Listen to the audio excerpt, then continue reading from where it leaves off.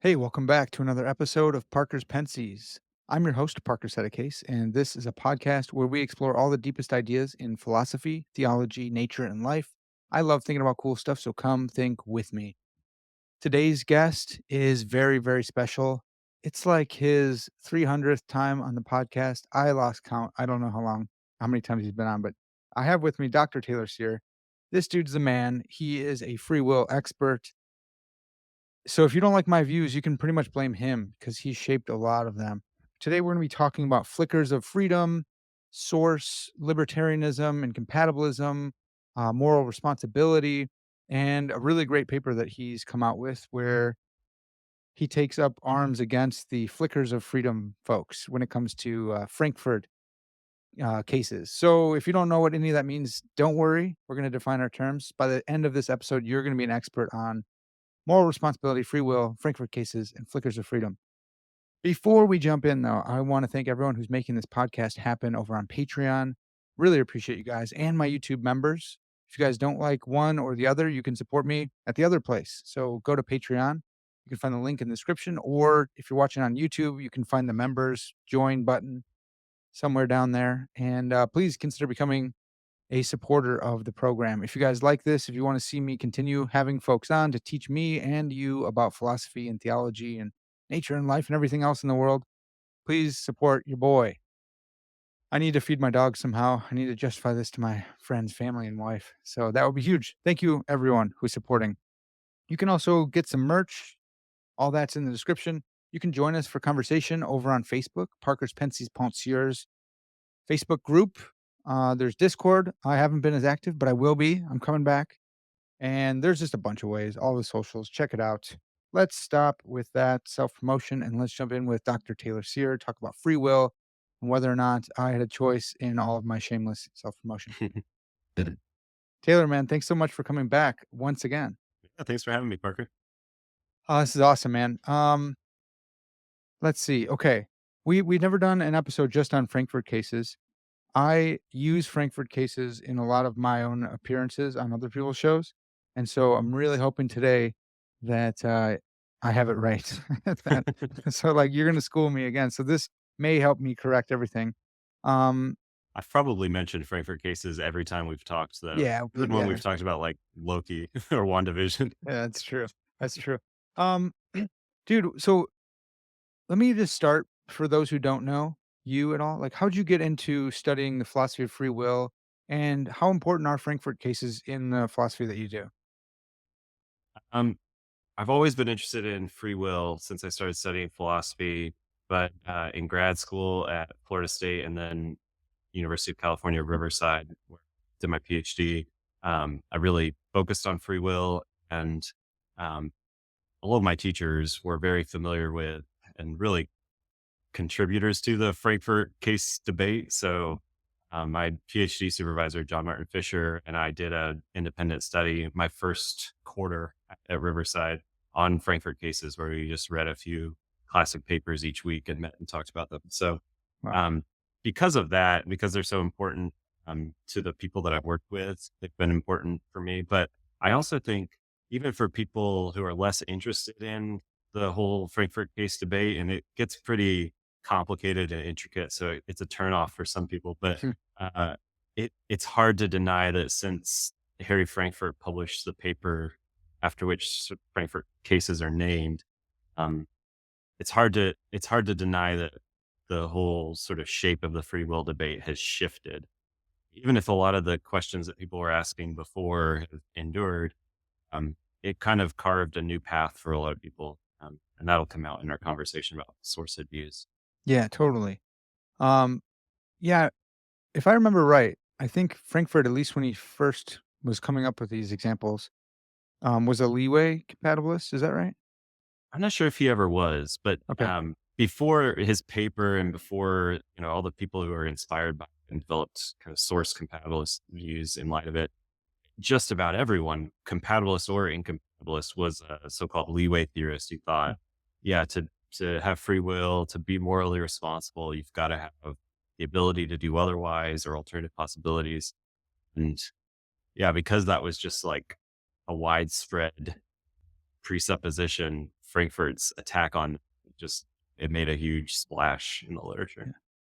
Yeah, that's like it's really embarrassing to say, but it's kind of like a goal. If you can come up with a counterexample or a thought experiment so strong that, like, the whole thing gets named after you as you go forward, like, get your examples Gettier, or yeah. yeah, it's like that's a huge thing in philosophy. Do Yeah, you remember Gettier's was his was especially impressive because he basically convinced everyone. Yeah, Frankfurt, not so much, which is uh, why there's a huge literature on yeah, Frankfurt cases now. that's so good. Do you remember what the paper was called, the initial paper? The Frankfurt paper, Yeah, moral responsibility and alternate possibilities, nice. or it Okay. might be alternate possibilities and moral responsibility. It's one of those. It's from Yeah, 1969 in Journal of Philosophy. so good, man. Yeah, I read that, like, a while back, but didn't know the name. There's certain papers that you just need to know that I need to know the name of because 'cause I'm in public philosophy and people are like, "What's the paper to this?" And like, "Well, you should probably read this. You should probably read What's It Like to Be a Bat?" There's certain ones. Yeah, And you as a philosophy professor, the same thing. right. Yeah, Yeah, it's I so good. teach this Frankfurt paper in my intro to philosophy class at Stanford University, I'm employed, and it's kind of complicated to teach. It's a short paper, which is nice, but Frankfurt has this thought experiment and then he tinkers with it over the course of the 10 to 15 pages of the Yeah. paper.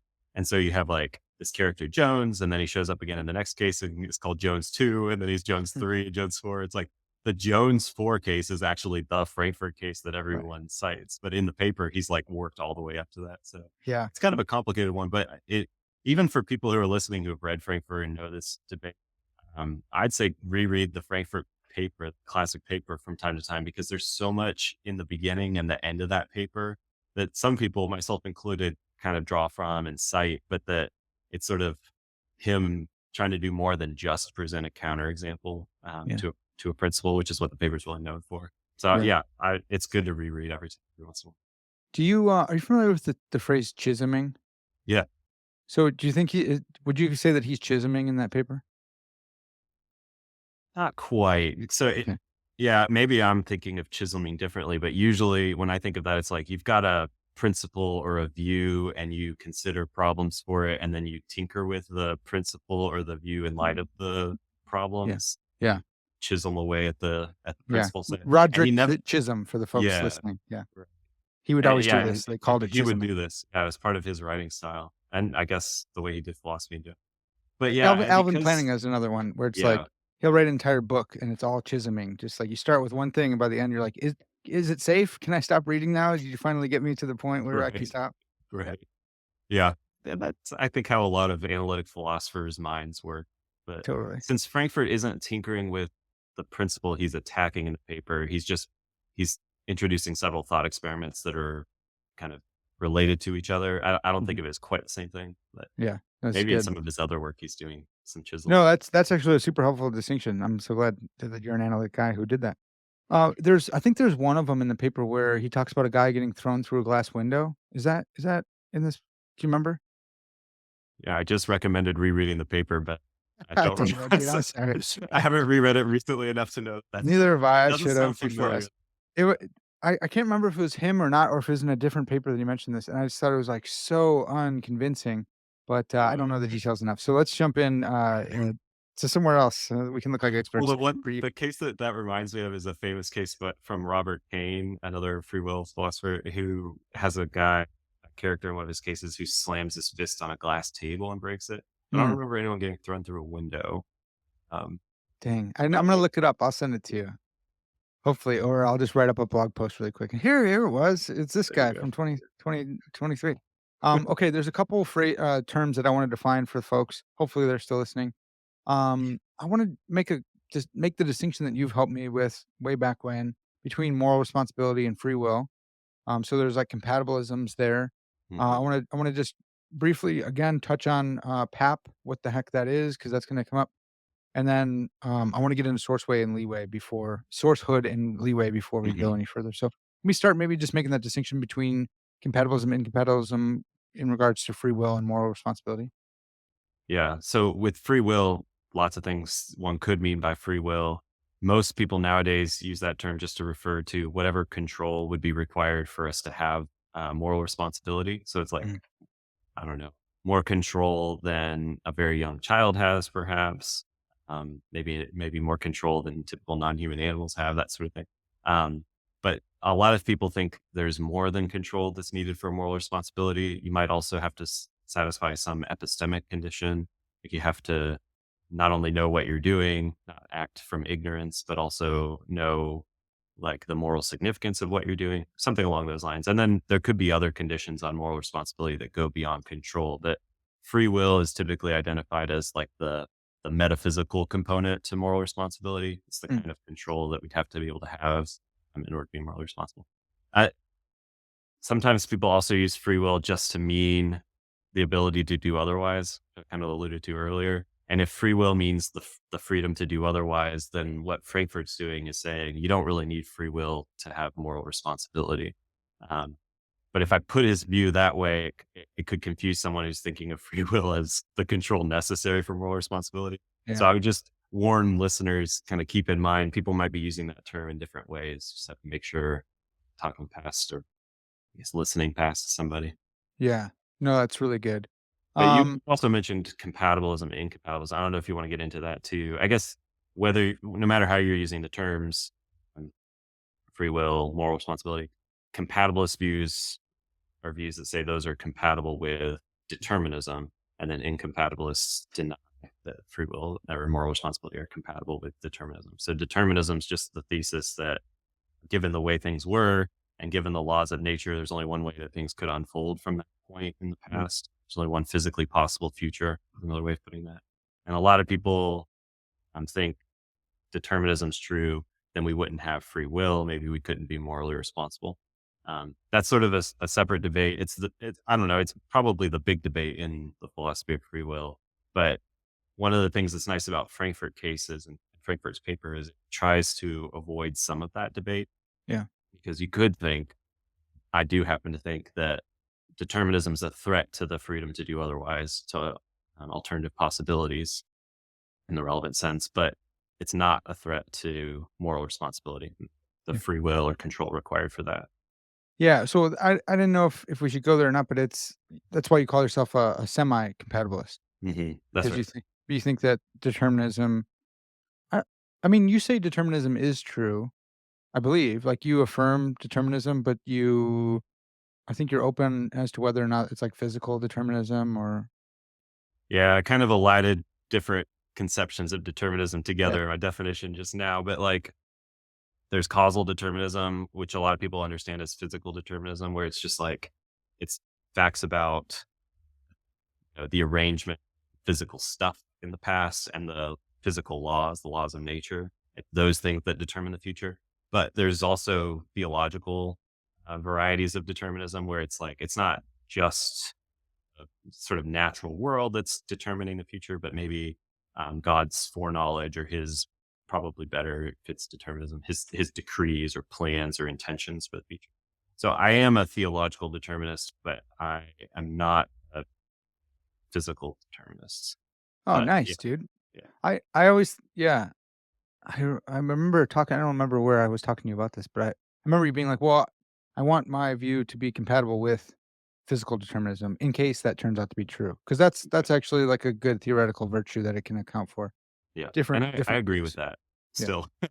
So I probably did say that in the past. And I do agree that I guess I'm not really I guess I could be convinced that physical determinism is true. I think if you believe in God and you think that God interacts with the world, it's really hard to make sense of determinism's being true. You have to define um, sort of physical or natural determinism in a way that, like, I don't know, it allows for exceptions when things like divine activity outside of the system affect the physical system itself. And Yeah. that's stuff I don't really write on. I do You're talking think, about like causal closure and stuff? yeah, Yeah. exactly. Um, so yeah, I mean, if you think like that miracles are possible. Miracles, when they happen, are going to not be determined by the past and laws. Yeah. If they're violations of the laws, perhaps. So, yeah, for those Well, reasons, I'm not so worried about whether physical determinism is true, but I do think that my view of free will is compatible with the truth of physical determinism, and that is a theoretical virtue. yeah. Shoot, man, this is not going to be super related, but it is a question. Then maybe someone else will have it too. But I'm thinking about like the rollback argument, and I don't know it super duper well, but Paul Manata talks about it all the time, so I eventually looked it back up. But I'm much more familiar with like consequence argument. I don't know if that's a subspecies of the rollback, or if rollbacks is a, or I don't know the relation between the two really. The Yeah, rollback there's seems to me separate. okay, good. So the rollback seems like it's like, hey, you just roll back time and space, if the two are related, or go back and if you run the same scenario, do you think it's going to be exactly the same consequences again? And if you do, then there's implications for freedom or not.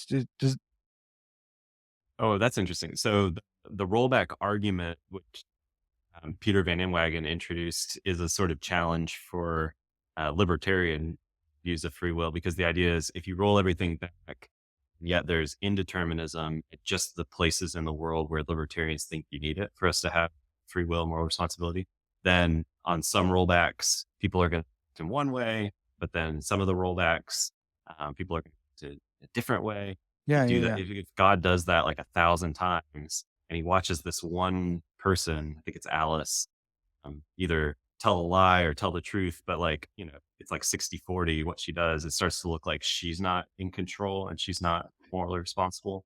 Okay. So it's a challenge for this requirement of indeterminacy for free choice.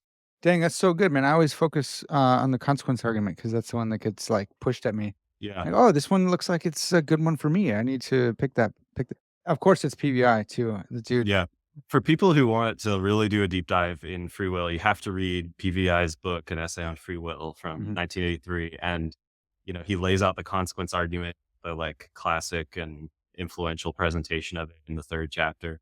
But he also raises challenges for incompatibilist libertarian views of free will. Like, I don't know if he uses the rollback kind of scenario book, but he does in his later work.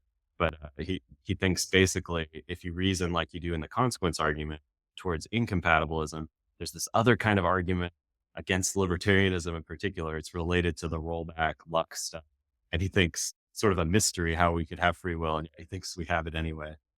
So It's good, a, it's dude. a good it's a good book. I love that. Okay, so part of me is like, well, let's just keep it where people can understand. Let's do one more thing for introduction. And that way, if someone gets lost later, at least we gave them, like 20 minutes here of just good, pure definitional stuff. Sure. So Sourcehood and Leeway, we've already kind of broached it a little bit, but and we talked about it before. So everyone just go watch all 11 or 14 episodes. But it's like a mini Parker's Pensées podcast within a podcast, the amount of That's times you funny. come on. But what's Sourcehood and Leeway theories? Right. So the traditional view of free will is the leeway view, where free will and moral responsibility are both understood in terms an agent's ability to act otherwise.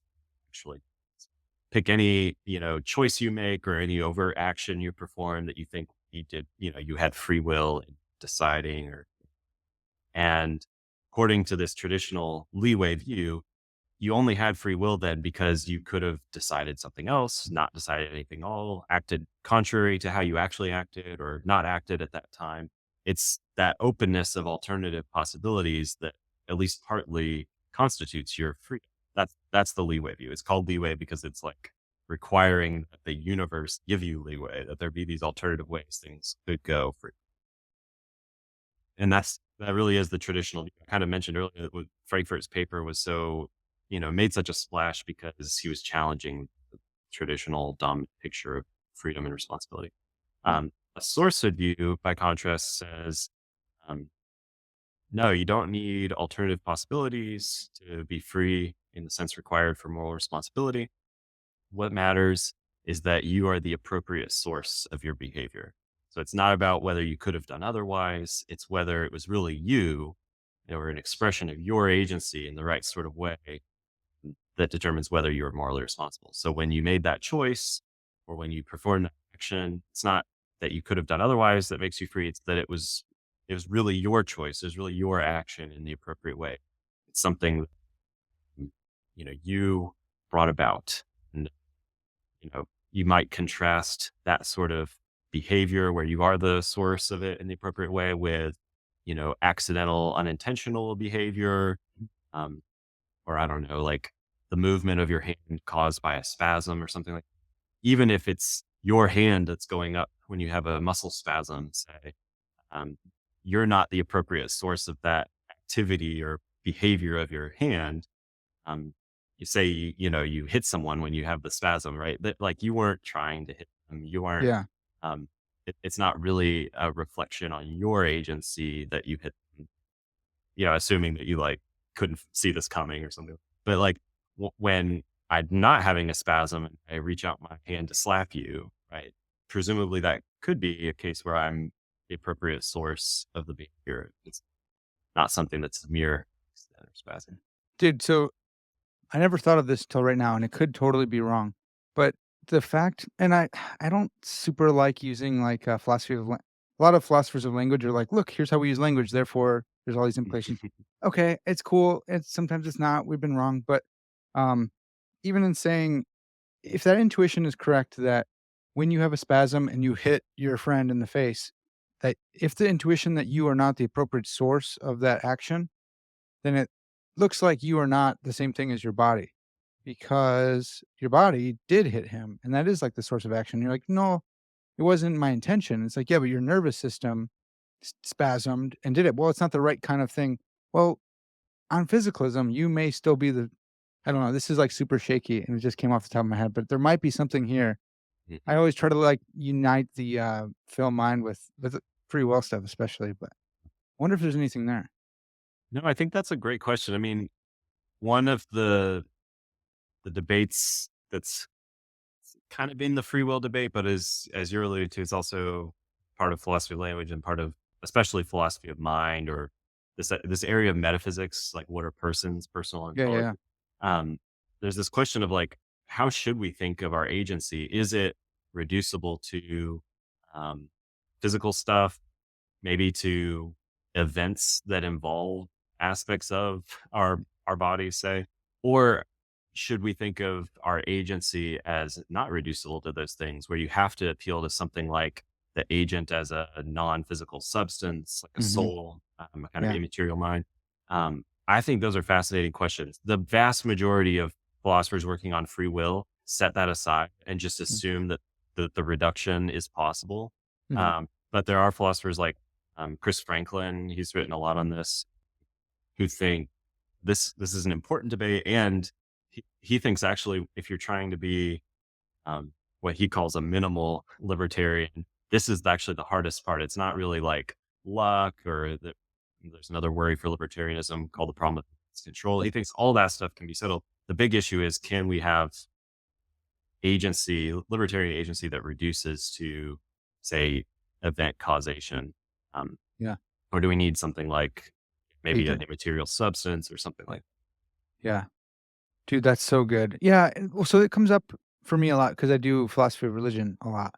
And people, especially in Sourcehood, Leeway debates, they're like, well, no, it's agent causation. That's what's doing the grounding. Because in metaphysics, we also love grounding. yes, And I'm like, but I would say the same thing, man. I'm a compatibilist, a source compatibilist, I'd say, and I like agent causation. So what do you mean? Like, what? You don't just get right, to punt to agent causation. We need to know what. I would say it's the agent, and I would say that the Flickrs folks or the PAP folks or the Leeway, like if you have any kind of PAP or indeterminacy in your view, then I think it gets reduced down to that in a similar way that like the argument from reason reduces personal reasons down to physical causes. And I wanna, like, unite that and push that on them as well, but I think we may be able to get there, and you can disabuse me if I'm totally mistaken. I Um, think, yeah, yeah. I'm not sure what I think about the whether agency is irreducible, whether we need agent causation, but I am convinced of this, that compatibilists can help themselves to agent causal theories. It's not like something only libertarians can have. And almost everyone is convinced of that nowadays. So it's like people who are thinking that agent causation is going to be some kind of solution for the libertarian, or it's going to play a really helpful role that's like uniquely incompatibilist. They're going to have to wrestle with, well, what about these proposed, compatibilist theories of agent causation? Like, why can't the compatibilists say the same thing? Yeah. And sometimes it's not clear what the compatibilists can't mimic. Even philosopher Tim O'Connor, who's done a lot to develop the libertarian view and the agent causal libertarian view in particular. I think now he's convinced that, yeah, the compatibilists can come up with a theory of agent causation. So it's not like the libertarian should say, I can solve the problem of luck for my view by appealing to agent causation. So good, dude. Love that. Oh, man. Well, okay, so Frankfurt is 1969, um, and a lot of ink has been spilled. The whole game has changed. Like Sourcehood came through. I'm sure someone can find a bunch more Sourcehood throughout the history of philosophy. Someone will say it's in Plato. I'm sure it's somewhere. No, Plato really said it all. But there, the conversation keeps going and going, and then there's flickers of freedom and this and that. And right now, it seems like you're at like the cutting edge of this. You and some of the other folks that are friends. Like, how much longer do you think this can go? Like, Mm, I know philosophers could stretch it out forever, but is there any sense that like, hey, we're actually getting close to like rock bottom? In my head, it's like, yes, but you are right there. So you maybe can be like, no, dude, we have a lot more work to do. yeah. I hope it's not motivated reasoning that gets me to this conclusion. I think there's still quite a bit of new Okay. ground, new territory that we can explore. Um, Frankfurt himself passed away just a couple of weeks ago, actually. Oh, wow. Yeah, in July of this year. Um, he, I think it was in like 2003 or something when there was this book that Michael McKenna and David Whitaker edited on basically on Frankfurt cases. I think in that volume he said like, "Yeah, guys, this is getting too ridiculous. Like these cases are getting too intricate." I think he said that like it's a young man's sport or Yeah, something. yeah. I think I've heard you Um, say that. yeah. But anyway, like, so if, if Frankfurt thinks there's no more work for Frankfurt cases, maybe that's a sign. But anyway, I guess I just think that with like the work that Justin Capes is doing, he's got a book coming out later this year defending PAP, the principle of alternative possibilities, and the Flickr view in particular. Philip Swenson, who sometimes Yeah. co-authors with him, Michael Robinson. But then, like on the other side of the debate, people that disagree with him, people like Carolina Sartorio and many others, that like so many of their new papers that are mostly about Frankfurt cases are bringing up points that people haven't made before. They Mm, are kind of you know, covering new ground and introducing like there's been less on omissions in Frankfurt cases than regular old action Frankfurt cases. Maybe we'll get into that some in a bit, but like there is plenty more to cover, I think. So I don't see philosophers totally moving on, even if a lot of people do share Frankfurt sentiment. It's gotten very complicated. right. Well, I I think eventually a lot of debates in philosophy come down to like intuitions, and you're like, look, man, I don't see that. I understand why you believe this. I just don't have the same intuition. Hmm. But a lot of times it takes a lot of work to get to that point where it's so clear that it's like, okay, now we have it. Now there's the one side of the coin and the other side of the coin, and we're here. Hmm. And the debate is kind of solved. It just kind of comes down to what you think has more explanatory power or makes the Yes. most sense, or but it's not like, oh, these guys are I can't even understand their side of things. It's like, yeah, so I don't do you think in principle it's possible to get to that point in Frankfurt case Yeah, literature? I do think so. I guess the reason why I think we're not quite close yet is because when you're doing that sort of thing, when you think kind of you have this set of views, I have this set of views, we're kind of like weighing them all up. To do that whole weighing thing, the kind of comprehensive look at all your views together, you have to look at all the different consequences, the implications of the Mhm. view, the costs and the advantages of taking this route here. And a lot of those routes aren't fully explored. So if like Yes, yeah. I can write a new paper that highlights one cost for a Flickr theorist, like I think that is making some progress, even if it looks like a minor point and it looks like it's yet another Frankfurt case paper, which I'll admit some of my papers look like that. Well, no, I actually think that's cool because you do need to do the hard work of like going down that path and showing why it's a dead end. And you're like, look, no, I can't go that way because Sear wrote that in 2023. It's well trodden path, so let's try something new, and it actually advances the until you get to the point where there's no more side quests to go down. It's like, no, we're at the Right. conclusion. What do you think? Yeah. Yeah, that's And cool. almost always, I would stop short of saying that, "Oh, this is a dead end." I'd be like, "Here's a maybe unforeseen cost of the view." It's not that someone doesn't think it's worth paying the price, Yeah, for right, right. going down that path. It's Yeah. just if you can highlight the cost of it, it kind of indirectly supports, your own view. The Yeah. other. And then, it's gonna be person relative to Yes. whoever's looking down that path going like, "Well, I already have these commitments and they're pretty strong because of other reasons that I have, so I actually can't go down that path because 'cause I'm not willing to bite that bullet. Or I'm Right. not able to based on the rest of my philosophy." Okay, well, let's jump in on, like, Frankfurt style cases and just give maybe a characterization of them. Um, and yeah, I don't know, man, you're the teacher here, so you can just pick, you can highlight one particular case or give a couple, like, you're the pedagogue here. Maybe I'll read one so I make sure I get it exactly Mm, right. I'm gonna use the one, from my recent paper, but it's actually borrowed from, Philip and Justin's, oh, yeah. papers on the Flickr strategy. Okay.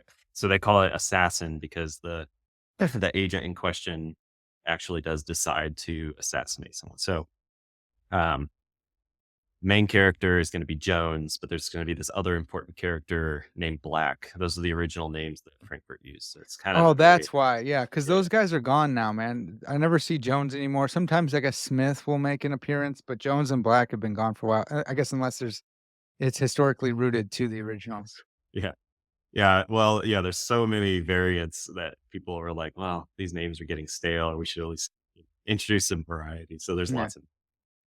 Okay, so a nefarious neurosurgeon named Black wants Jones, a trained assassin, to decide to kill Smith. So Smith makes an appearance too. Mm, Black is willing to force Jones's hand if need be, but he would prefer that Jones make the decision to kill Smith on his. So he, that is Black, secretly implants a device in Jones's brain that enables him to control Jones's thoughts and behavior. The device is rigged to deterministically cause Jones to decide at time T to kill Smith. If, but only if, Jones does not decide on his own at T to kill Smith. There is, moreover, nothing Jones can do to prevent Black from carrying out his scheme. To Black's delight, Jones decides on his own at T to kill Smith, and so the coercive device never comes into play. Okay, so a couple things about the case. One, Black is sometimes called a counterfactual intervener because he doesn't actually intervene. He's just poised to make Jones do what he wants him to do if necessary. But he doesn't want to have to get involved, get his hands dirty, other than getting- putting this device in Jones's brain. yeah. Um, what Jones actually does, deciding to kill Smith and then going on and doing it, that's what happens in the actual sequence. Um, the alternative sequence is just the other way that things could have unfolded. Seems like um, if Jones hadn't made that decision on his own at T to kill Smith, he would have still decided to kill Smith at that time. He would have formed that decision at T. It just would have been the result of Black's coercive device instead. So that's the alternative sequence. One of the things that's kind of tricky in the Frankfurt case literature is like not only are there all these characters and names for characters like counterfactual intervener, but also we have terminology like actual sequence, alternative sequencing. Keep all that straight. But Yeah. yeah, that's the case. The case is meant to be a counterexample to what we've already referred to, PAP, or the principle of alternative possibilities. Um, excuse me. PAP just says that a person's morally responsible only if they could have done otherwise than the action in question. So um, this Frankfurt style case, Assassin, looks like it counterexamples PAP because Jones seems like he's morally responsible for deciding at T to kill Smith. And yet, because of the presence of Black, this counterfactual intervener, he couldn't have done otherwise at T than decide to kill Smith. Yeah. Because even in the alternative sequence where he makes that decision because of Black's intervention, his coercive device, he still makes the decision at that time. So at that time, he couldn't have avoided deciding to kill Smith. So it looks like a case where the person's morally responsible um, for a choice or a decision and couldn't have avoided making a choice. So that looks like a counterexample to PAP. So good, man. I bring this up with my student athletes a lot, with people at church when I'm teaching apologetics and stuff. And I'm always amazed that some of my friends and family will just bite the bullet on that and be like, "Well, no, he wasn't free." I'm like, "Well, no, he in the actual sequence, he acted on his desire to kill. How is he not responsible?" I'm like, "Well, because he couldn't have done it otherwise." I'm like, "But that doesn't matter at all. Like, what are you talking about?" Right. It's so funny to just catch, like, and I don't know if it's, like, pre-theoretic or if they're, like, thinking Right. about, like, other stuff going on, but it's just so fascinating when you get to, like, "Oh, I totally don't see why you see that." Yeah, that's weird because most people, even people who like, say, Justin Capes, Philip Swenson, who are not not convinced by Frankfurt cases, they still find it intuitive that he's morally responsible, that Mm, Jones is. So maybe what's going on, this is some speculation, but like maybe because Jones has this device in his head, there's this worry about being a threat to his agency. I yeah, mean, we built into the case that it doesn't have any effect, but right, it's still, I feel like that could make people think, well, that's in his head. Is it really him that's making it? right, Or I guess someone could be thinking that, like, I don't know, he is playing some kind of causal role in bringing about the choice even in the actual sequence. But if you really make it clear that's what's going on, here's another way to push back against, the people you're trying to give the case to. Like, yeah. imagine any action you've ever performed that you took yourself to have been, morally responsible for. Maybe you felt guilty afterwards or you felt proud if it was a good thing or something, but you took yourself to have really been morally responsible for something. Suppose you were to find out that you were in a Frankfurt case and that, like, you couldn't have avoided doing the thing that are taking yourself to be responsible for. Um, if something like a, Black's counterfactual device, like, or the device that, doesn't actually, influence the causal sequence. If it's just there, um, but you're not aware of it, like, how in the world could that make a difference to your moral responsibility? Right, yeah, yeah, like, the epistemic, condition or whatever, but just the awareness. It's so huge. Actually, I wonder, man, I always do the negative one. I always say, like, voting for someone you don't want to or murder or something, but I wonder if it would change things if you said, like, a positive thing.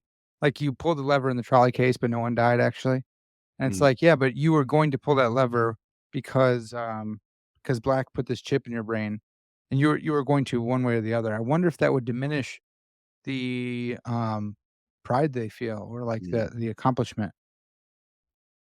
Yeah, Shouldn't, that'd right? be Because it's interesting. like you I still wouldn't think acted so, on right? your own, yeah, your Yeah, own yeah. on your own desire. Actually, there are people like Susan Wolf and, Dan and Elkin who think there's an asymmetry between the good and the bad here. Like, Yeah. to be blameworthy, you need to have alternative possibilities, and so they'll have to have some story about what's going on in the Frankfurt case. Oh. But if it's like a good thing that someone's praiseworthy for, they would say it wouldn't matter whether they could have done otherwise. Oh, dude, that's so fascinating because I have the exact opposite intuition where I'm like, I think it'd be less praiseworthy, Mhm. but then it's hard because I think about God and I'm like, I think God is inherently praiseworthy because of his essential attributes. So then I'm like, well, then it shouldn't matter, right? Because I don't think God's free to not have those attributes or not act on those. You know what I mean? So it's Yeah. just it's a confusing time right now for me.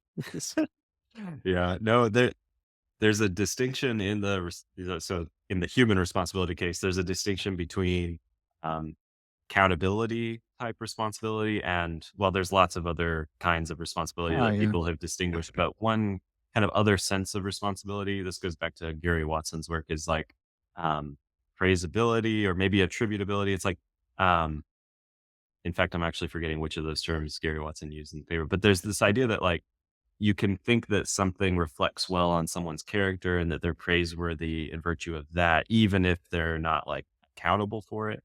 And Yeah. there could be something parallel in the divine case. There's something praiseworthy, about God and his nature, maybe his goodness, even if, God's not, like, accountability responsible for his Yeah. goodness. I'm thinking because I'm having Dre, I don't know how to say his last name, Rusovic, I think, on the podcast. He just wrote a paper, I believe, off his dissertation about how God is the most morally lucky being. Mm, And so it's really messing with me because I'm like, dang it, dude. Like, and it's really probably just a problem for like classical theists of a certain stripe, but maybe all classical theists. But we don't have to get into that now. But I'm just this is Yeah. a personal info. That's Yeah, why no, I'm Dre's work struggling. is great too. He sent me some of his papers, and that's Oh, nice. good puzzles. Yeah, seriously. Okay, so we have Frankfurt cases. We have the assassin case. Um, I I love that John Martin Fisher coined flickers of freedom. That's so cool. Just like a creative dude that had really really influenced the literature. So that was back in like 1994, and we're still talking about it today, which is this I think is fun. It's like it's still going on. Can you help us like what are flickers of freedom and how are they supposed to help get around Frankfurt cases? I guess. Yeah, good. So ever since Frankfurt's paper, there's been detractors, people who think, no, there's something wrong with the Frankfurt case. It's not successful in undermining PAP or the Leeway view that is kind of built around that principle.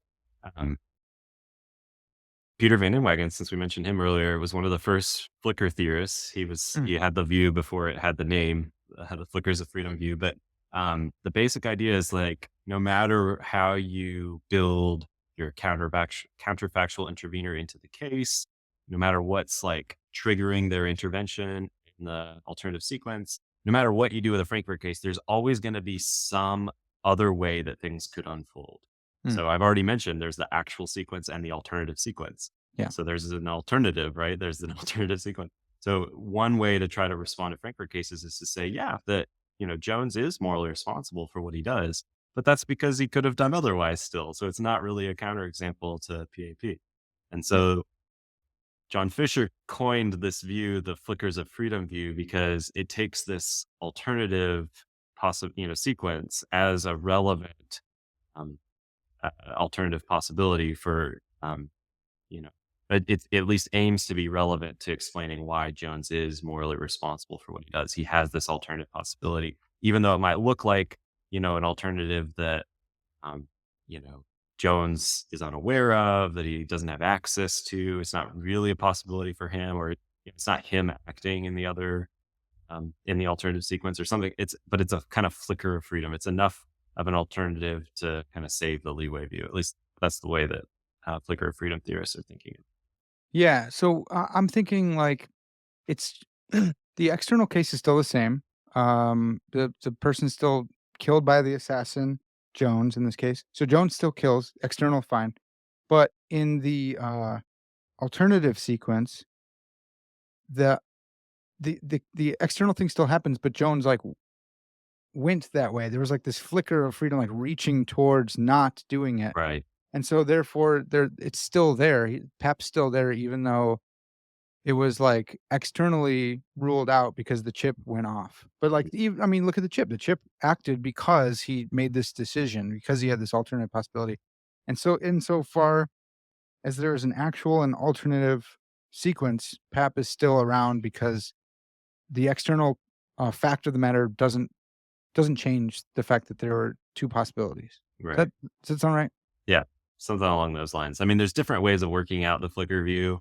Um, in fact, in that 1994 book, Metaphysics of Free Will, where Fisher coins that term, I think he distinguishes like 4 different versions of the Oh, flicker of wow, freedom okay. view. Yeah. Yeah. So there's lots of different ways to work it out, but that's the basic idea is that, yeah, because there's this other way things could have gone for Jones, he's morally responsible in the actual sequence, and yet he has alternative possibilities. Another example. PAP. So yeah, he still could have chosen to do otherwise. Therefore, he's still responsible in the actual sequence where he decided to kill. Because that would be otherwise you couldn't hold him responsible in the actual Yeah. case, right? It's not quite right that he could have, made a different choice Yeah, because he sorry. doesn't do that in the alternative sequence. He could yeah, yeah. The What way what is the that flicker of freedom? It's not a choice because it right. doesn't get full full birth to the choice yet. The most common way I think this is the most common way of spelling it out, and this is the way that, Capes and Swenson in their fine-grained flicker views to say what, Jones is actually morally responsible for is this really fine-grained thing, namely deciding to kill Smith on his own. And that deciding on his own to kill Smith is different than what happens in the alternative sequence. In the alternative sequence, he still decides to kill Smith, but he decides not on his own. He decides as a result of the coercive device.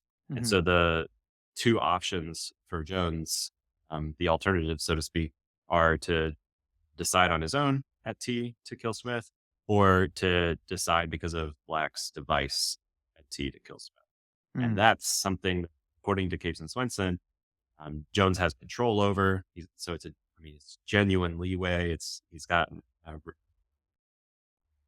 alternative possibility that's like relevant to his moral responsibility. Okay. I'm sure that someone has thought of this, and I may even be thinking of this because of someone that you've told me about before. And if not, and if it's stupid, then it's mine. Uh, what if what if the device was not just this blunt decide mechanism, but it was a device that would make Jones decide on his own? Is that does that mess with the thing too much? Yeah. Well, I don't know what it means for the device to make Jones do it and for Jones to still be doing it, like not because he's made to do it right on his own. It seems like that those two things can't coexist. Well, so what if it gives him a reason to do it? um, in one case, in the actual sequence, he has his own reasons. In the alternative case, the chip provides a reason for him to act. That's like, oh man, I don't know. I guess that may be like begging the question against PAP or libertarianism because that maybe it couldn't be coercive, but maybe it's like I don't know, probabilistic or something. And it's like Mhm. it's a really high probability that given this reason into his cognitive framework, he will act and kill this guy. You know, Yeah. like you giving him a belief, right? So maybe giving him a belief that is Smith the victim? Yeah. Giving him a Jones. belief that Smith killed Jones's mom, right? So Right. like if he's not going to do it, then the thing flips on and gives him this reason such that he will, if not act like deterministically, then like probabilistically with a really high degree of certainty or something. Yeah. I guess so that's interesting. I mean, it'd be fun to kind of go down that rabbit trail, but I guess the reason why the Capes and Swenson and others build a time index into the case where the Ah, decision is at yeah, T is because in this sort of case where at T he could either decide on his own to kill Smith or he could be presented with this other, yeah. belief So and then it'd be T1 subsequently or decide. T2 Yeah. that yeah, So if we just look at what happens at T, I think we yeah. have leeway there. And Yeah.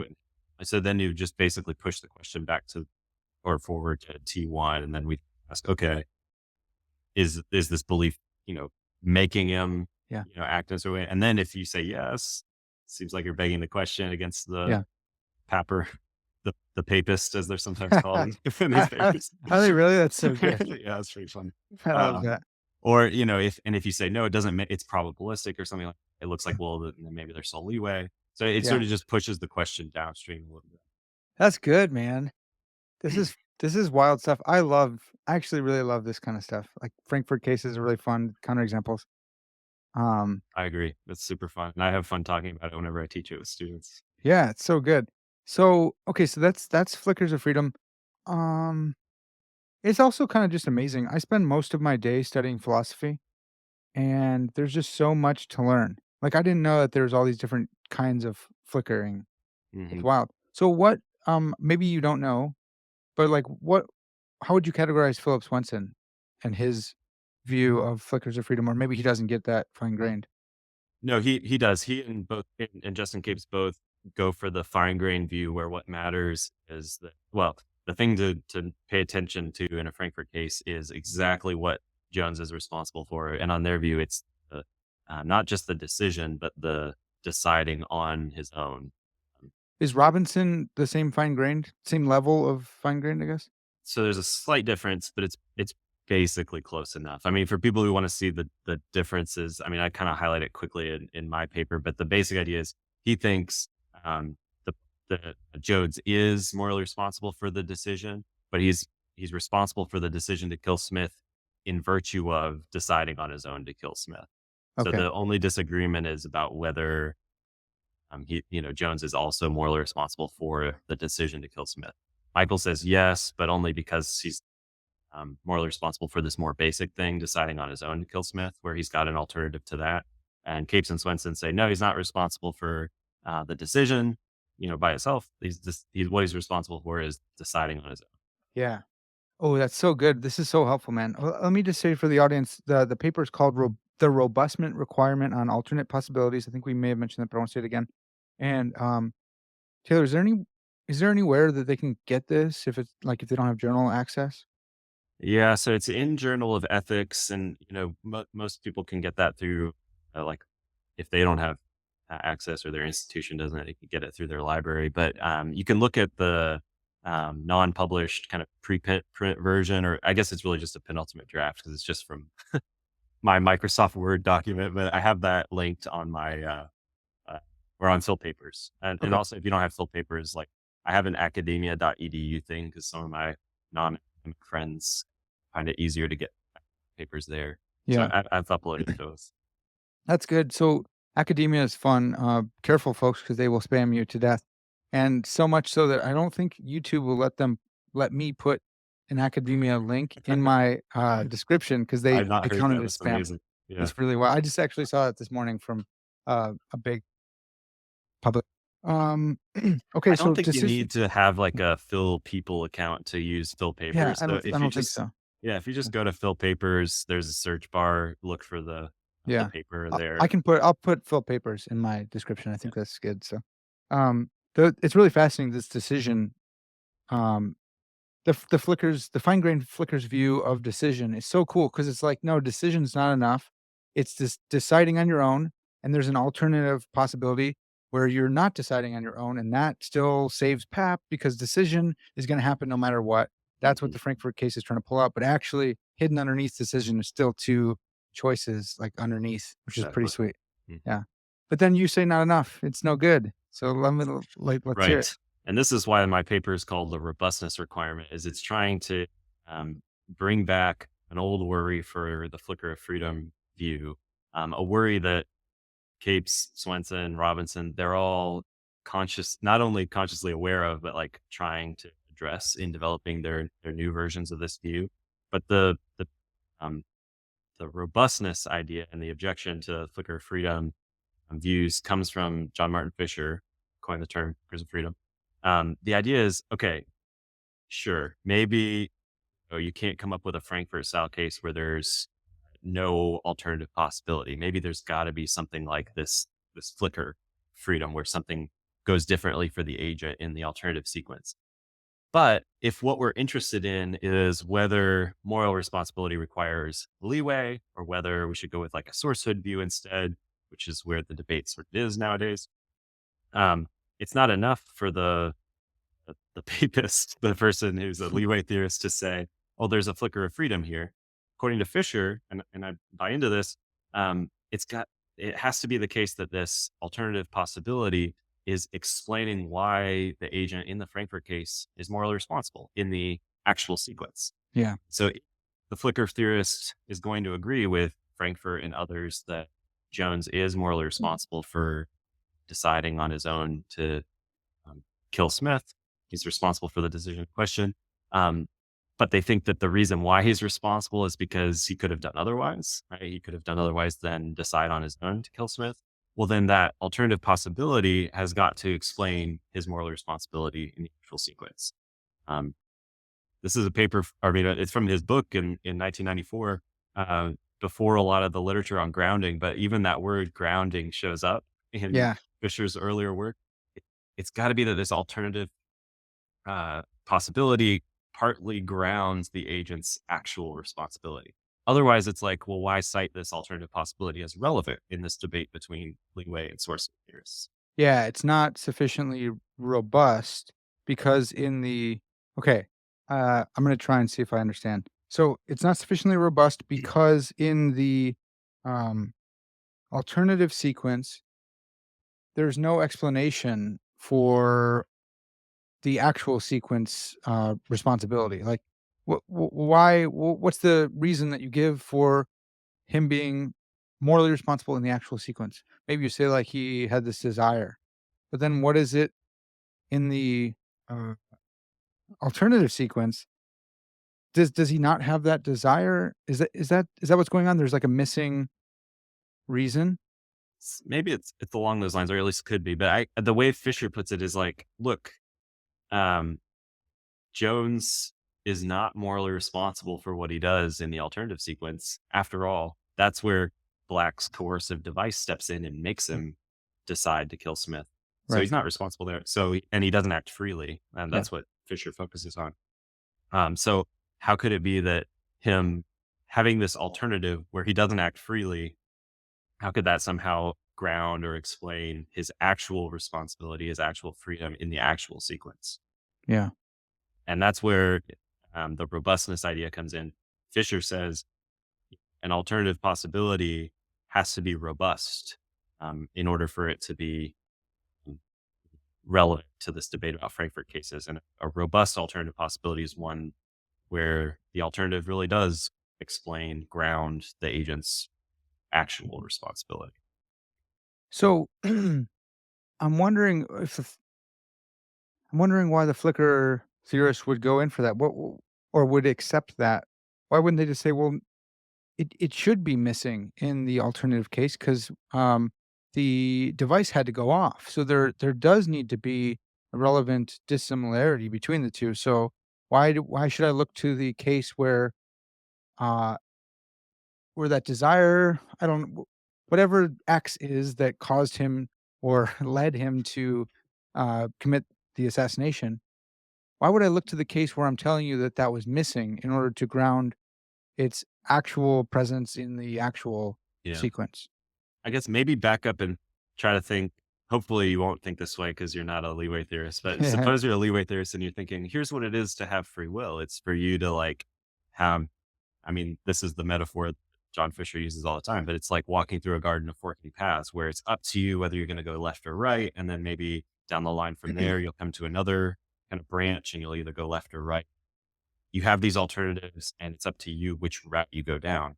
Mhm. If in a Frankfurt style case, you have something that mimics a fork in the path, you know, he either decides on his own or he decides as a result of the coercive device, but it's not him freely going down one of those paths, the one in the alternative sequence. It doesn't quite look like the initial motivation for the leeway view, where it's like you get to choose whether you're going this way or that way. And either way, it's you doing it freely. Um, that's what Fisher thinks would be required alternative to be relevant, to be robust. Okay, sticking with the garden of forking paths, is the, robustness requirement saying you need to explain to me why you chose to go to the right instead of the left in the alternative? Let's say alternatively, he goes to the right, in the actual sequence, he goes to the left. Hmm. Is the requirement saying, like, you need to give an explanation for why you chose to go to the right in the alternative sequence, or why you didn't choose to go to the left in the alternative sequence? Um, it's not quite that. It's so the Okay. idea is so imagine he actually goes left in the Garden of Forking Paths, Yeah. um, could have gone right. For him to have really been free in going down the left path, it seems like he not only had to have been able to go down the right path, but he had to have been able to freely go down the right alternative. Okay. Okay. So Okay. imagine slightly different case. Imagine it looks like there's a garden of forking paths. It looks like there's a fork in the road. He goes left, but you know, if I don't know, let's make the alternative sequence a case where like a meteor hits or something, and he like, or I don't know, a runaway trolley shows up in the garden and pushes him to the right. It's like, well, even if that could have happened, him going left isn't any more or less free when that's the alternative in question. For him Yeah. to be free and going down the left path, it seems like, well, he had to have been able to freely Yeah. do something else. Yeah. So there actually had to be a right path in order Yeah, for him to freely go down the left path. right. But the robustness condition is saying you haven't explained that there actually is a right path. The robustness condition is just saying the right path has to be there and be a sort of path that could be walked down freely or something along Yeah, those yeah, yeah, lines. yeah, yeah, that helps a lot. In my head, I'm just thinking of, like, a Wile E. Coyote path, it's a brick wall, but it's painted, or something to look Right. like a right path, but it's not actually there. Or Yeah. does the flicker theorist have to explain that that's not the case? It's like you need to be able to say that there is a right path in order for okay, I think I get it. I get it because they are PAP. Are all flicker folks PAP Yeah, so folks? the flicker of freedom view is a way of responding to Frankfurt cases kind of in defensive path. Gotcha. Okay. Okay. So because of that, you need to show that there is a alternate possibility, and that's the robustness to ground the actual sequence. Sorry, dude, I'm having such a hard time with it. No, it's okay. Maybe it's worth just giving the way Fisher spells out the robustness requirement in a little bit Yeah. more detail, because actually I think there are really 2 parts of it. This is what I go into in the paper, but, to be robust, the alternative has to not only exist, it has to be, um, such that the agent's actual responsibility is partly explained by or grounded in that alternative. Mhm. And then according to Fisher, this is sort of the second part of the robustness requirement. For it to play that grounding role, it's gotta be a path the agent walks down freely, so to speak. The Yeah. agent has to act freely in the alternative sequence. And so even if in a Frankfurt case, there's always gonna be a flicker of freedom, we can't really extinguish all those flames, so to speak. Even if that's the case, what Fisher says is that, well, in the alternative sequence, the agent doesn't act freely, and so it's not a sufficiently robust alternative. Okay. I thought I got it before, and then I was pulling at it too much, and I think I get it now. Okay. Um, you also give, you say, like, they can't let go of they can't just outright say, uh, this robustness requirement is gone, and you also say that they're not gonna have any luck by, like, modifying it. Right. Yeah, And so you some leeway theorists kind of don't like that second part of Fisher's robustness requirement where you say that the agent has to act freely in the alternative sequence mhm, because I mean, another way of motivating the leeway view is to say, like, look, to be responsible, it just had to have been possible for you to, avoid being, say, blameworthy for what you did. yeah, That doesn't require that you like freely and responsibly did something else instead. But yeah, in the paper, I yeah. try to kind of revitalize Fisher's response to that kind of line. If you're thinking of this whole debate about Frankfurt cases in terms of leeway theorists versus Sourcehood theorists, I think it makes sense that the Sourcehood theorists would demand that, if alternative possibilities are going to be relevant, they've got to be um, alternatives in which the agent acts freely, because that's exactly the sort of conception of, um, leeway freedom that's operative in the leeway theorists' kind of conception of things. So, I think I've been out of the free will game for a little bit, so this is, like, dusting off cobwebs, but I think what you just mentioned about the folks who don't like the second condition of the robustness requirement, I think that that may be touching on something that I've been thinking about when I give PAP to folks when I, like, try to explain it, and sometimes I'll be like, "You're free to choose A or not A," and sometimes they'll say, "You're free to choose A or B," and I don't Mhm. think that's not saying the same thing, and I think that's maybe what they're getting at, where I those who would say you don't need to, like, make another, action or, like, a choice between 2 moral actions. You just have to either refrain from doing A or do A, and that's what PAP has in mind. Mhm. Does that sound right or no? Do you understand it anywhere where I'm I think I grasping? understand. Yeah. And that distinction that has a technical name in medieval philosophy and theology between, I forget exactly what it is, like liberty of contrariety or something. Oh, And nice, dude. that you should look this up. It might be Yeah, yeah, interesting. that But sounds great. I guess I think for our purposes, though, it doesn't really matter because the issue is whether the not A, whether it's B or it's just nothing at all. Yeah, It's whether that, say, omitting to A has got to be freer. And yeah, according to Fisher and me, that omission would have to be something that the agent doesn't do, I guess. But that the agent sort of, it's got to be a free omission. Otherwise, it doesn't seem like that not A is going to play a role in explaining why in the actual sequence the agent's responsible for A. Yeah. Yeah, man. All the terminology is so important, but in my head, it's like they have to it actually not aing has to be like a positive thing. It can't just be like a passive, just not anything. Because Right. then it seems like there's only one option, and that's aing or blank. And it's like, no, they need to be at least on like equal par. Yeah. There needs to be like in theological terms, it's like a an equal ultimacy. I'm thinking of like double predestination or something where it's like some people have a problem with double predestination because they think God's like actively pushing people down and lifting up at the same time. Where it's like, no, no, no, it's one's more passive, the other's active. Okay. So I hope that didn't confuse everyone. That's just how I'm thinking about it. That's it. I'm struggling Great. today, dude.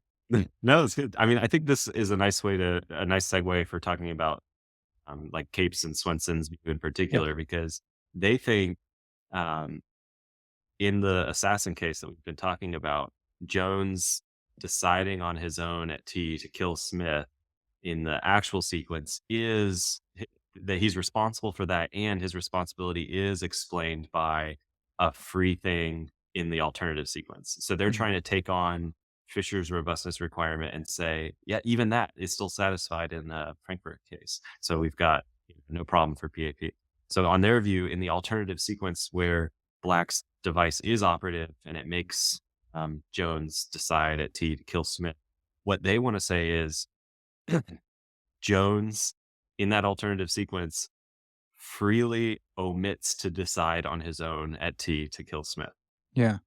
On their view, we've got the kind of leeway that leeway theorists want. Agent can freely do this, or the agent can freely do that. You have a sort of A, not A Yeah. situation. The A is deciding on his own at T to kill Smith. And then in the alternative sequence, he freely omits to do that. And so you've got either he does it or he doesn't do it. And either way, it's free. Is So, yeah, is go ahead. deciding and omitting, are those like contrapositives or whatever? Like they don't seem like they may deciding and not deciding seem like they are equals, but like deciding and omitting to decide don't seem like they're on equal playing fields. Right. Yeah. So we have to be really, this is why their view is a fine grained view. You have to be really careful about what Smith is and isn't responsible for. But um, in the actual sequence, he decides on his On own his at own, T yeah, to kill Smith. And in the alternative sequence, although he decides to kill Smith, he nevertheless, according to Capes and Swenson, um, omits to decide on his own at T to kill Smith. So yeah. he's still deciding, but he's omitting to decide on his own. Is the way they want to gloss that alternative sequence. But why wouldn't they just say he doesn't decide on his own? Um, so they would agree with that, but they because they want to also go for Fisher's robustness requirement. They're also looking for something that um, Jones is plausibly free in doing or Yeah, not doing in this alternative sequence, and it's that omission to decide on his own that they think is the free thing question. yeah. So I think this is where you bring up the epistemic condition, Yes. and I'm wondering like it just seems like right now I'm omitting to do a lot of things. If we want to take this type of omission as like a genuine thing, like I'm omitting billions of things, maybe. You know what I mean? Like I'm omitting to touch the lens of my camera and my Right. mug, and I'm omitting to turn it slightly, but then slightly less. Like there's so many things that are just these omissions are just sloughing off of me as Right. time goes by. Yeah. So But the way I would want to put it is there are lots of things that you're not doing right now. There are lots of absences of action for yeah, you. Um, I still think not all of those are omissions. And to be honest, maybe this is a semantic thing. yeah, So like what counts as an omission and what counts as an absence of action that isn't an omission, right. kind of hard, and people disagree about exactly where to draw that line.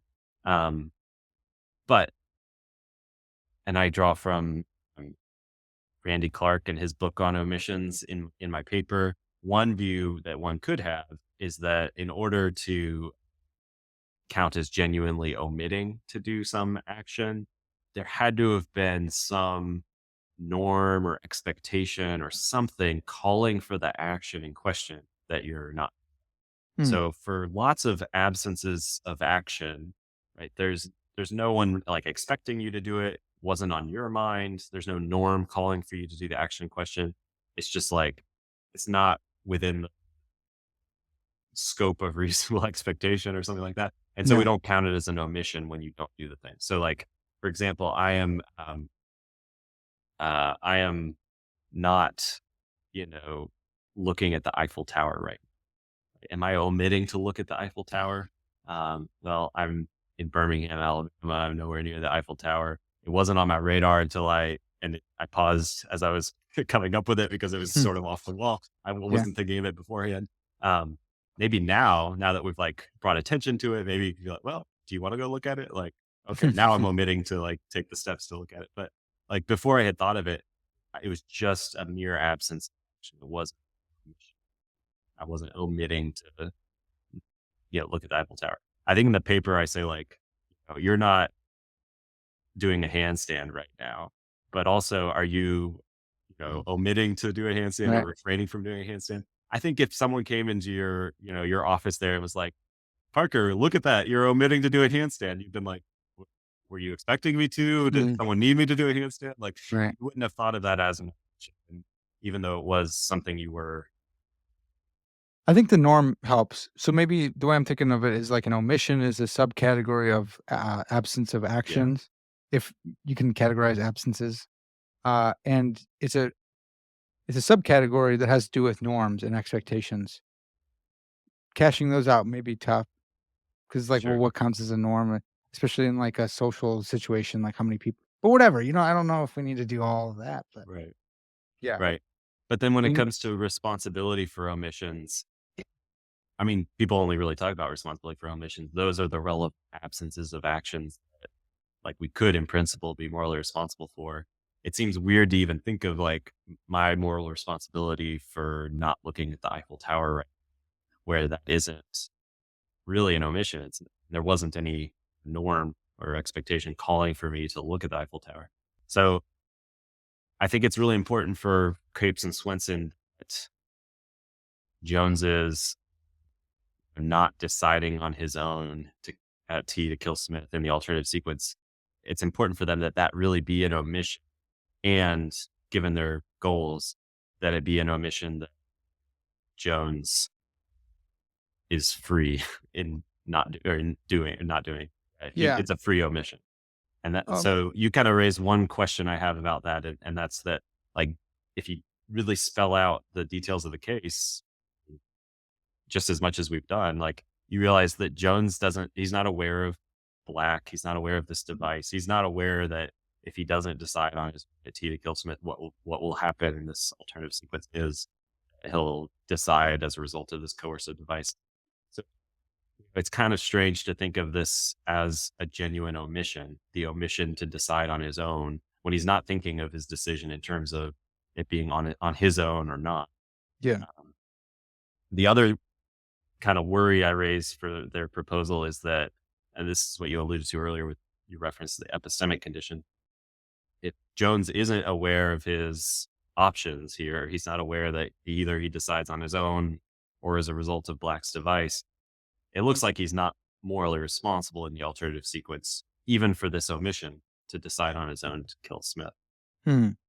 So, for those reasons, I think even though it's a kind of ingenious proposal, a flicker theory that tries to kind of accommodate Fisher's robustness objection to older flicker freedom uh, objections to Frankfurt cases. This is all very complicated, but even though it's like it's got all that going for it, uh, if you look at the details, I think you can't get a robust alternative Hmm. in the assassin case.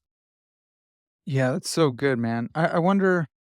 One more note on omissions. I wonder how active they have to be. Like, um, if you are if you have a problem like thinking about pink elephants and you actively have like been working to think about other things and not think about pink elephants, Mm. are you like would that count as if it's an active thing you're suppressing or actively like trying to not think about? would that count as an omission, or is an omission like a more non-cognitive,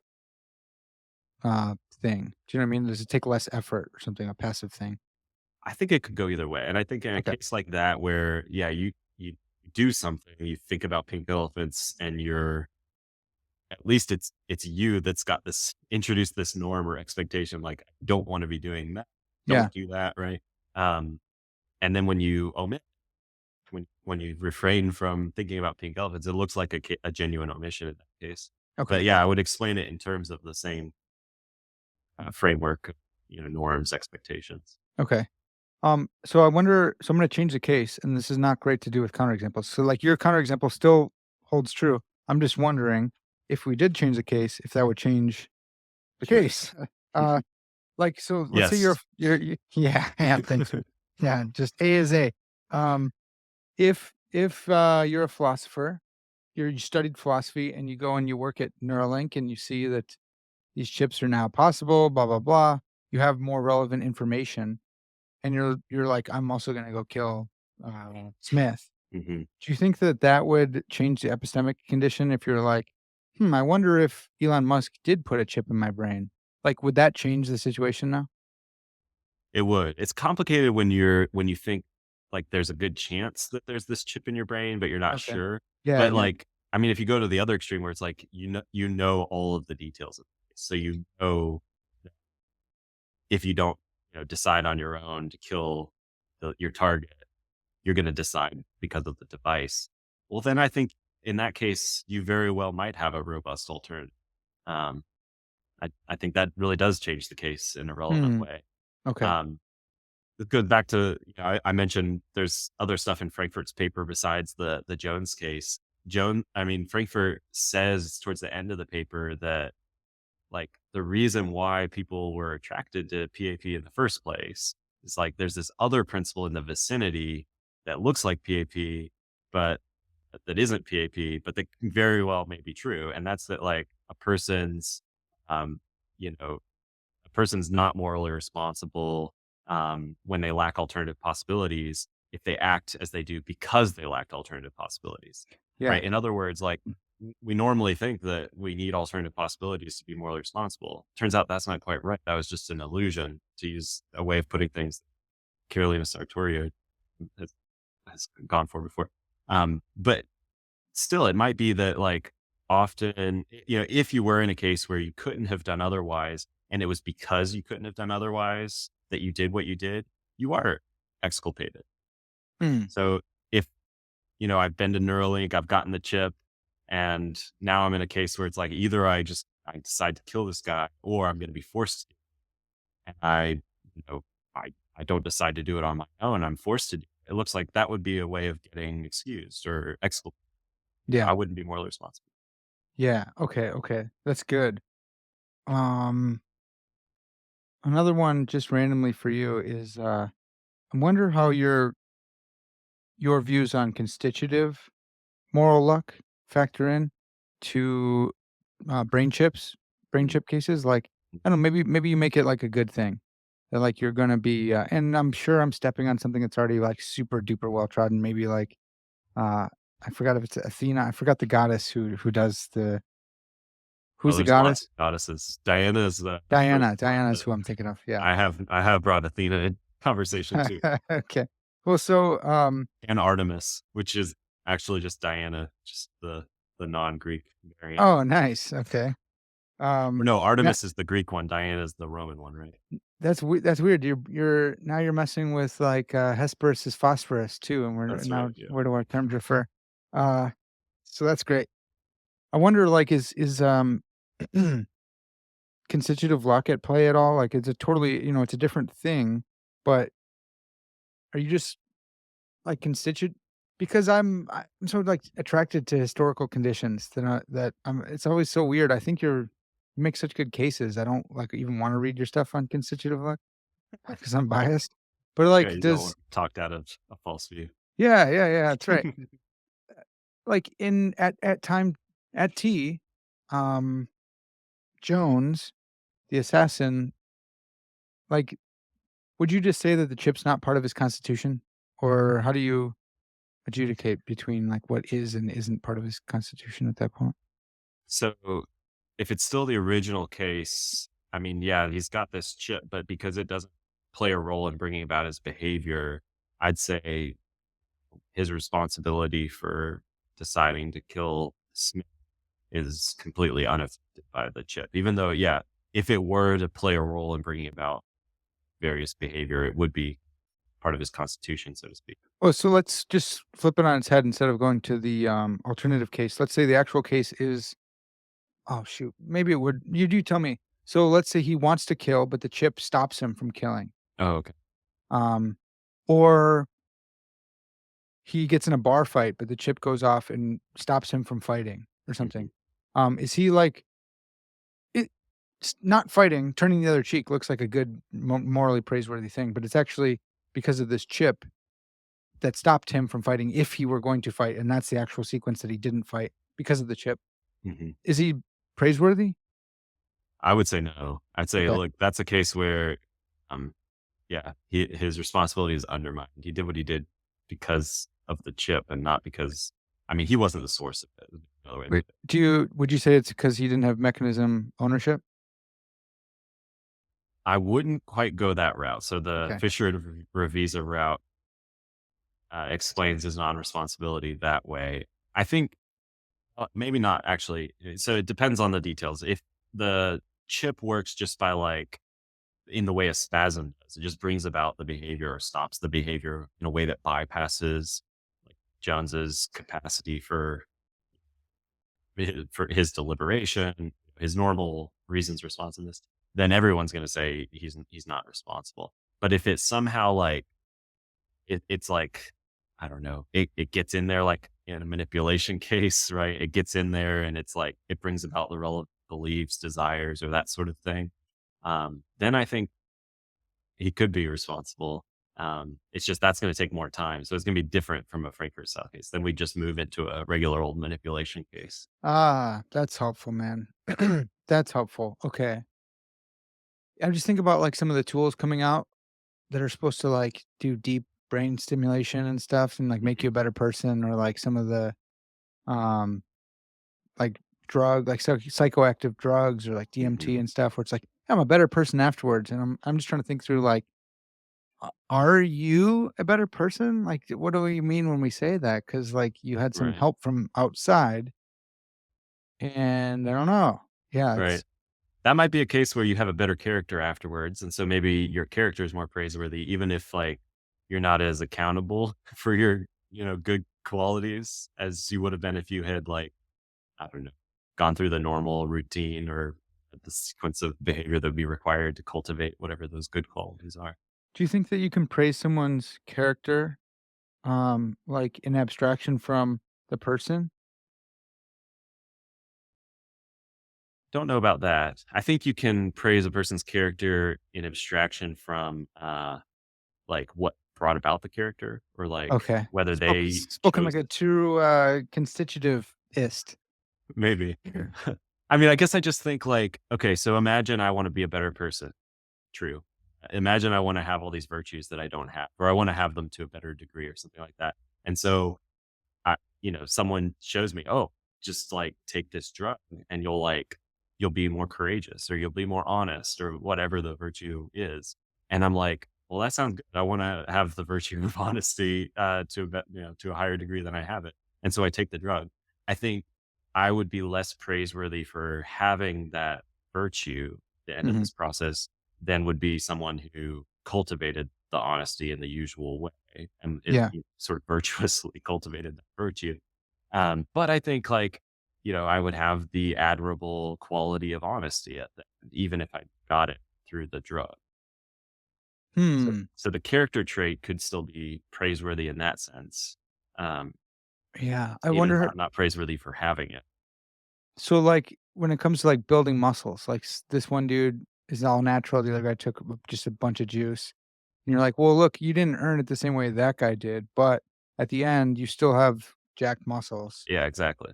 Okay. It's like the moral parallel of that.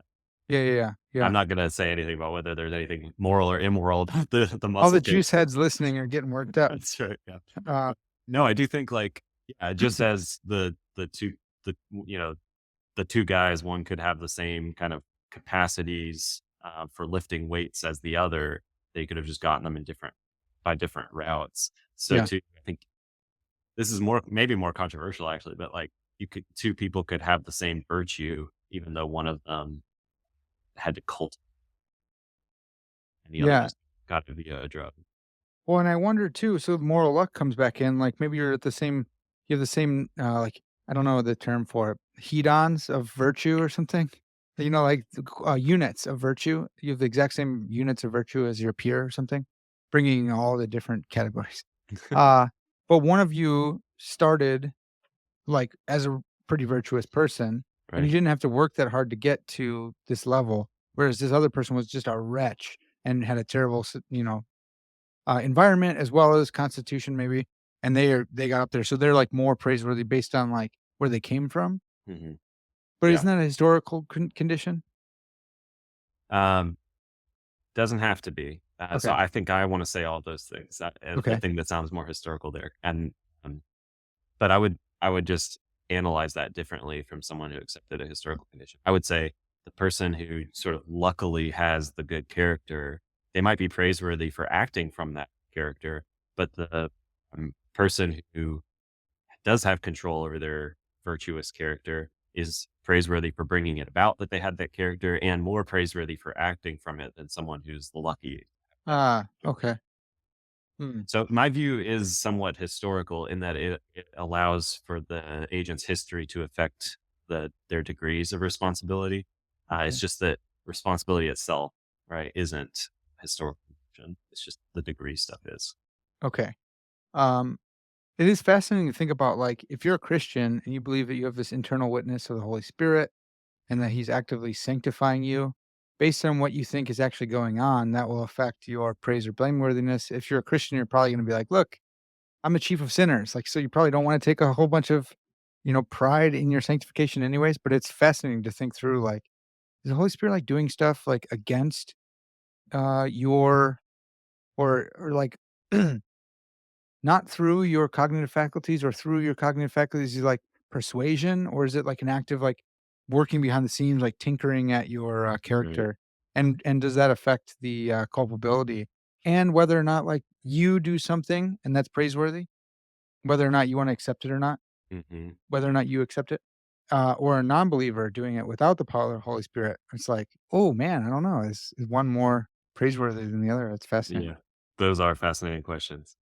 I mean, I think this is where we need more philosophers who are Christians exploring those questions.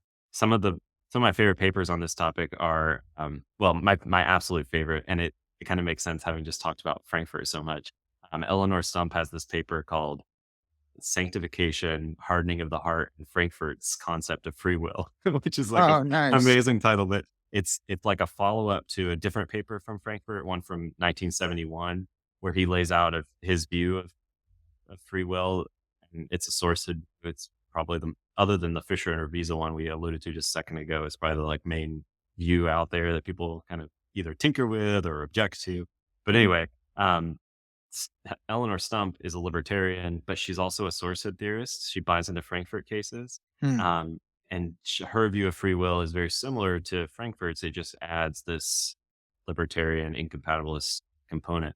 But in that paper, she not only tinkers with Frankfurt's view, makes it libertarian, but talks about these issues in Christian theology and philosophy of religion about sanctification, hardening of the hmm. heart. And it's a fantastic paper.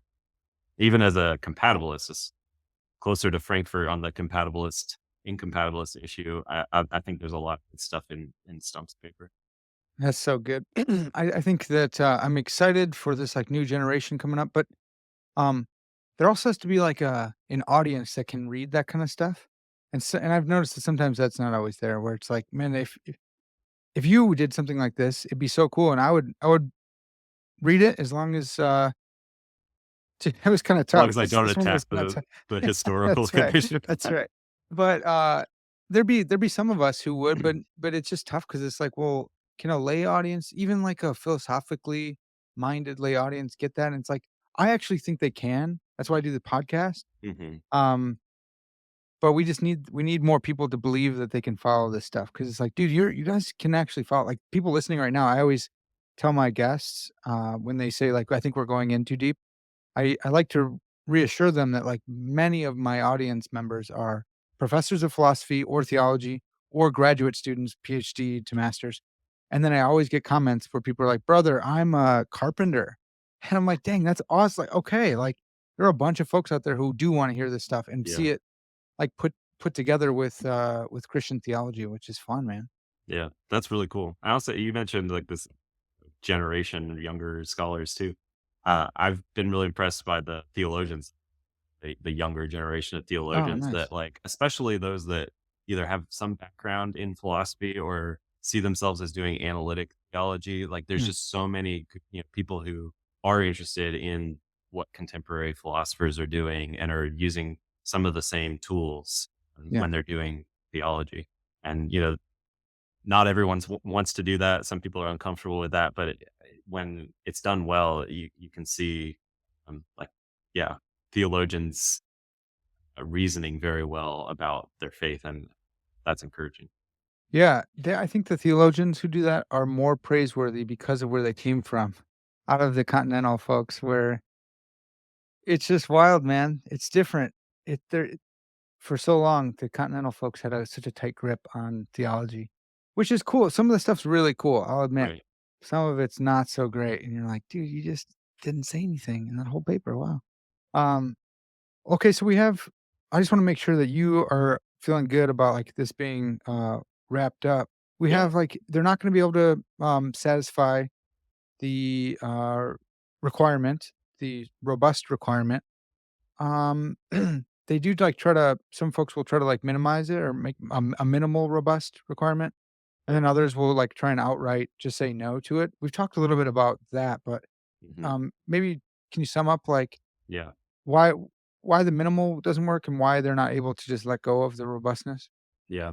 Yeah. I mean, I guess it's the same idea that's motivating the robustness requirement in the first place. If the Yeah, debate around Frankfurt cases is about whether we should be leeway theorists or sourcehood theorists, should we think alternative possibilities are required for moral responsibility? That's what the leeway theorist says yes to. Sourcehood theorist says no to. Um, if you're a leeway theorist, you're motivated by this idea that like you've got to be able to choose from these different paths.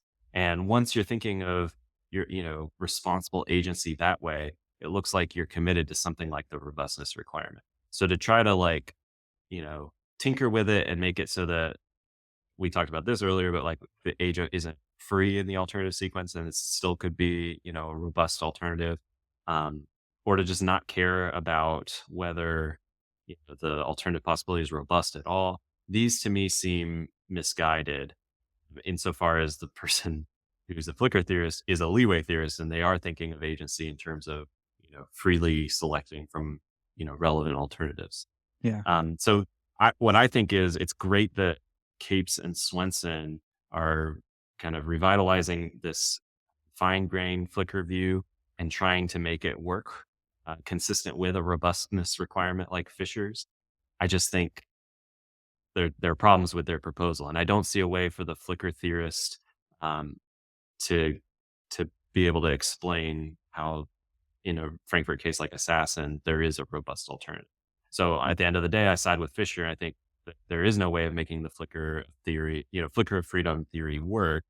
But I think that's the best way to go is the way that yeah. say Capes and Swenson. Okay, this has been, yeah, super duper helpful. I wonder if we could return once more to the garden and just, like, can you lay out how a source libertarian would think about walking through the garden? Like, I always think since they're source folks, they're gonna say, like, "I don't need PAP in order Hmm. to be free because what matters is not leeway, but it's sourcehood." But I'm always it oscillates between me thinking then you're saying the same thing as a source compatibilist, or you are just sneaking in PAP.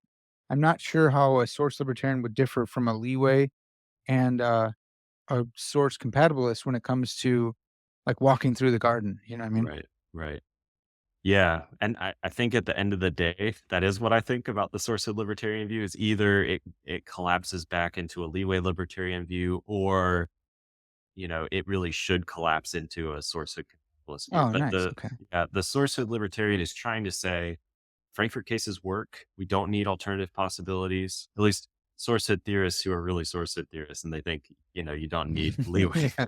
Yeah, which I have a couple some people in people who are mind who are not y- quite. y- Yeah. yeah, yeah, like Robert Kane, for example, I mentioned him earlier. Like he talks about sourcehood a lot, and maybe rightly so, but he's ultimately a leeway theorist because he thinks to be the proper source, you've got to have alternative possibilities, at least at some points. So anyway, I say, people like Eleanor Stump, um, there are others too. I think Kevin Timpe, I think Linda Zagzebski, definitely David Hunt. These are libertarians who think you Frankfurt cases either work or they can work, and we can still be libertarians because they think to be the proper source of your action, it has to be the case that you're not causally determined to act by factors beyond your control. Yeah. So often they're motivated by other issues besides, say, like the consequence argument, which we alluded to earlier. They're worried about like manipulation or some kind of divine controller making you do what you do. You're manipulated into acting in a certain way, or God makes you act in a certain way. It might seem like you're not the proper source, uh, and that's kind of independent of whether you had alternative possibilities. So I think that's what's going on for source of libertarians is they think there's a worry about determinism separate from alternative possibilities. It's about something else, someone else being the source of your action. If determinism's true, yeah, you're not the appropriate source. Okay. Um, that's good. That sounds right. That sounds like what they've said to me. And I wonder about like, I just wonder like, why couldn't God set up a situation where you have your reasons for acting, that you're still like the ultimate source of your choices, but let's say like, I don't know, like if Molinism's true, there's no pap in the actual world, the world that got actualized. Maybe they go for Flicker's view, but I don't think all Molinists going for pap. Let's just say divine determinism, Calvinism, whatever you want to call it. Like, I'm not. I guess you're the wrong guy to debate with here because you agree with what I'm saying. Uh, okay, I need to have Kevin Timpe on, man. Yeah, I think you should. Or yeah, or David Hunt. Um, but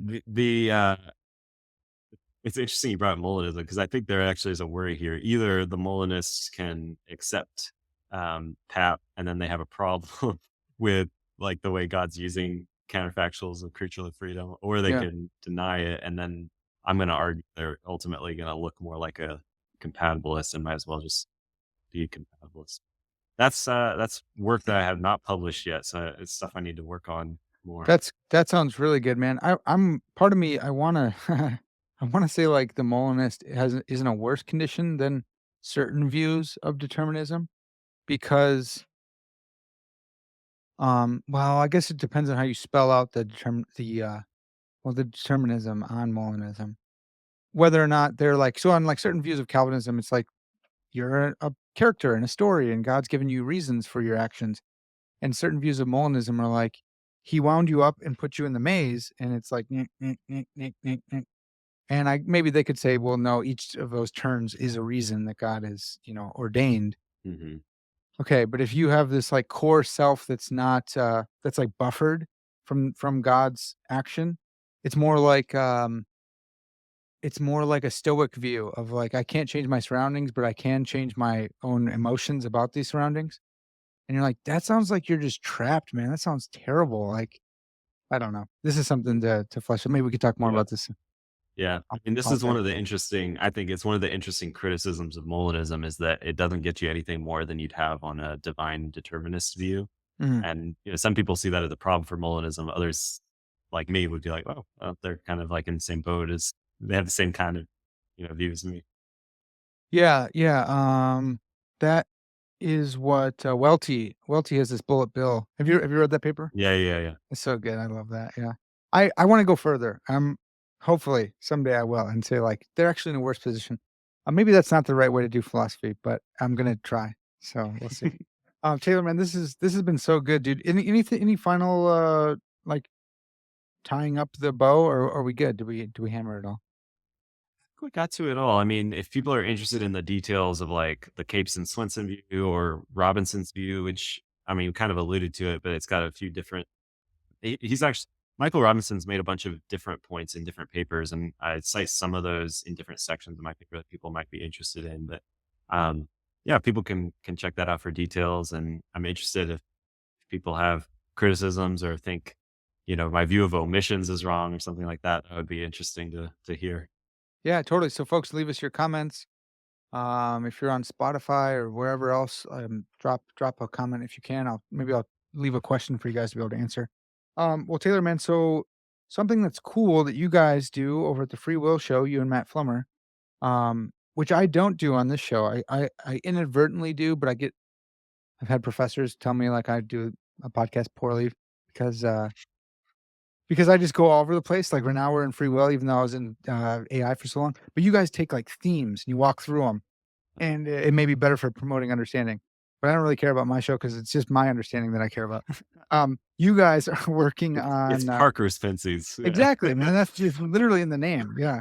Um, you guys on the Free Will Show are walking through free will and the law. Is that right? That's the next topic that you're Yeah, working through. yeah, that's right. And maybe less so than with some of our other themes like determinism and free will, or we did divine foreknowledge and free will. It's a little less systematic because there's lots of different ways we could go with talking about issues related to free will and moral responsibility in the Mm, law.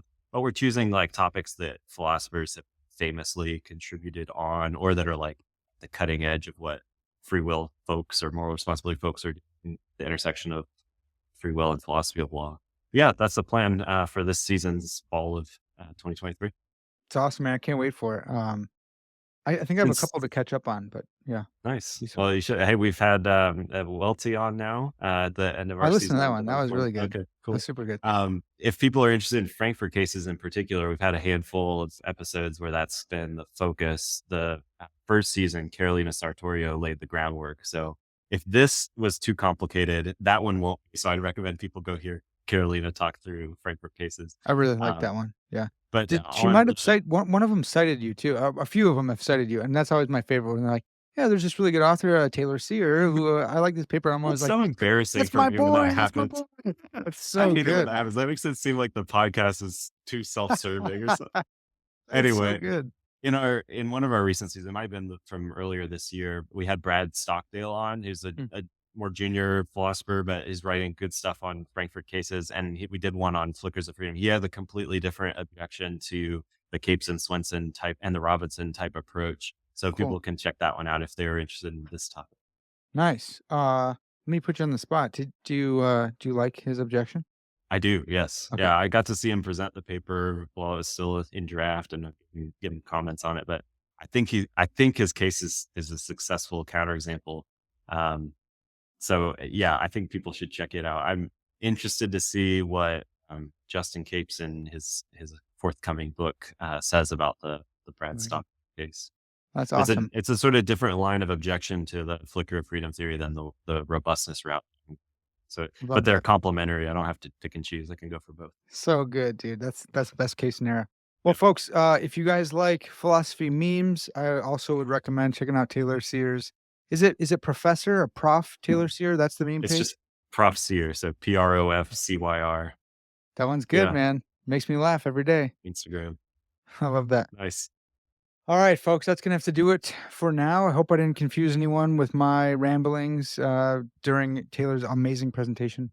But that's gonna have to do it for us for now. This has been Parker's Pensies, and as always, all glory to God.